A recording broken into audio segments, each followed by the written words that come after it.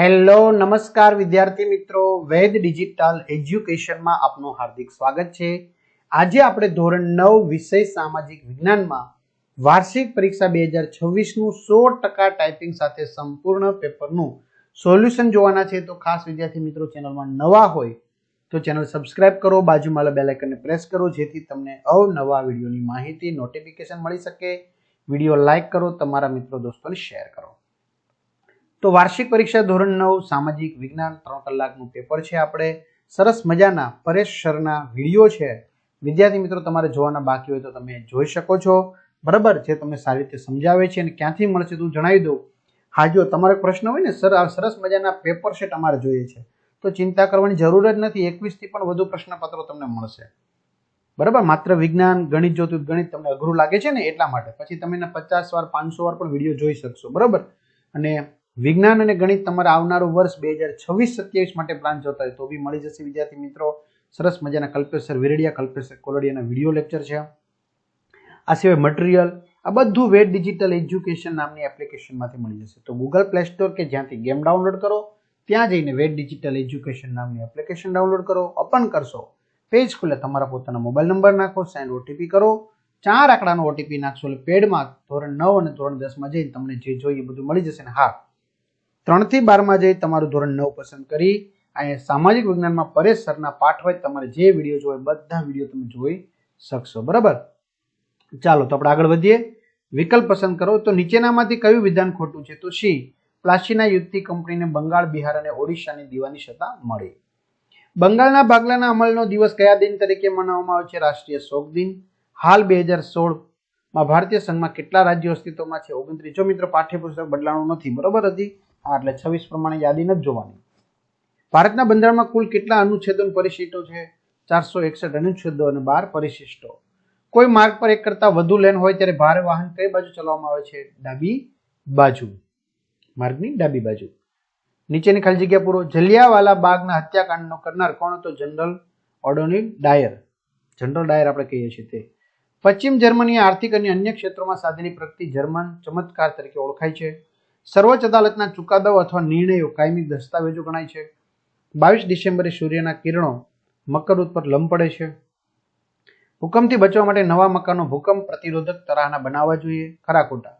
રાજ્યસભાના સભ્ય 6 વર્ષ સુધી સભ્યપદ ધરાવે, ખરું?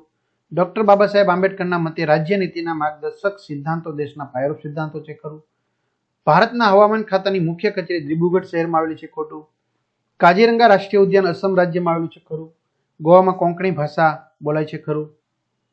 જોડકા જોડો સર્પગંધા લોહીના ઊંચા દબાણના રોગની સારવારમાં હિમદીપડા હિમાલયનું ઊંચાણવાળું ક્ષેત્ર, કાજીરંગા અસમ, કોર્બેટ મધ્યપ્રદેશ, 47 હિન્દ સ્વાતંત્ર્ય ધારો અને 1942 હિન્દ છોડો ચળવળ।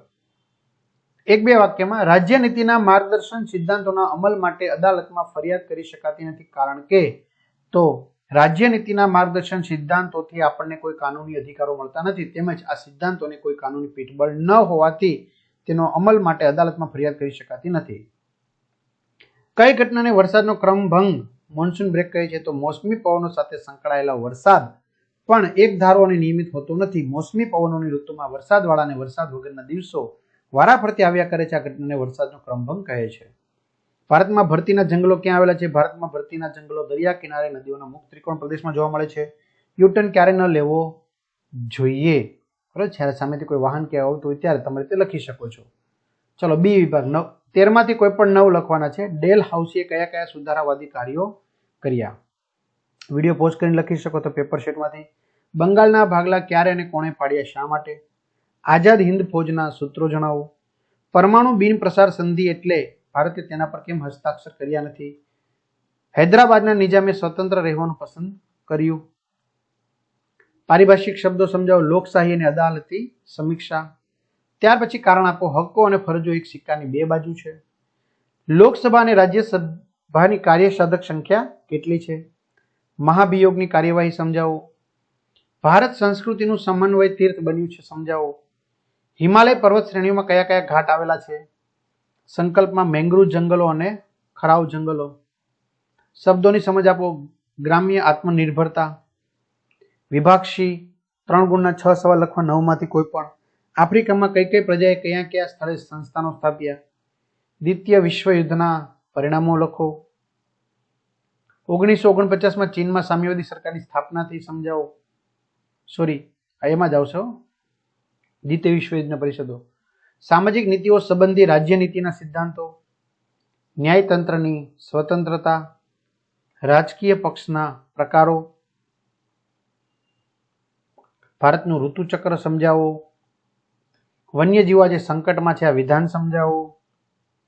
પશ્ચિમ ભારતના લોકોનો પહેરવેશ જણાવો. ટ્રાફિક જામ એટલે શું, તેની અસરો કઈ કઈ છે? ને સેક્શન ડી 8 માંથી કોઈ પણ 5 ટૂંક નોંધ લખો. પૂર્ણ સ્વરાજ્યની માગણી. બર્લિનની નાકાબંધી. હૈદરાબાદ જૂનાગઢના રાજ્યો ભારતીય સંઘમાં કેવી રીતે ભળ્યા, સંક્ષેપમાં ચર્ચા કરો. રાષ્ટ્રમુખની કટોકટી વેળાની સત્તાઓ જણાવો. લોકમતના વીજાણુ માધ્યમો. ભારતના કુદરતી વનસ્પતિના પ્રદેશો જણાવી તે દરેક વિશે જાણકારી આપો. પૂર્વ ભારતના રાજ્યો તથા બંગાળી પુરુષો અને સ્ત્રીઓનો પહેરવેશ અને નકશો. બરાબર, તો આ રીતે વિદ્યાર્થી મિત્રો સરસ મજાના સોલ્યુશન સાથેના પેપરો મળી જશે. અને મેં તમને કહ્યું એમ તમને કોઈ પણ તકલીફ હોય તો વિડીયો લેક્ચર એપ્લિકેશનમાં જઈને મેળવી શકશો. તો બધા વિદ્યાર્થી મિત્રોને સારા માર્ક્સ પ્રાપ્ત થાય એ માટે બેસ્ટ ઓફ લક. અસ્તુ. જય હિન્દ, જય ભારત. ખાસ કમેન્ટ કરવાનું બાકી તો કમેન્ટ કરો, વિડીયો લાઈક કરો. અસ્તુ.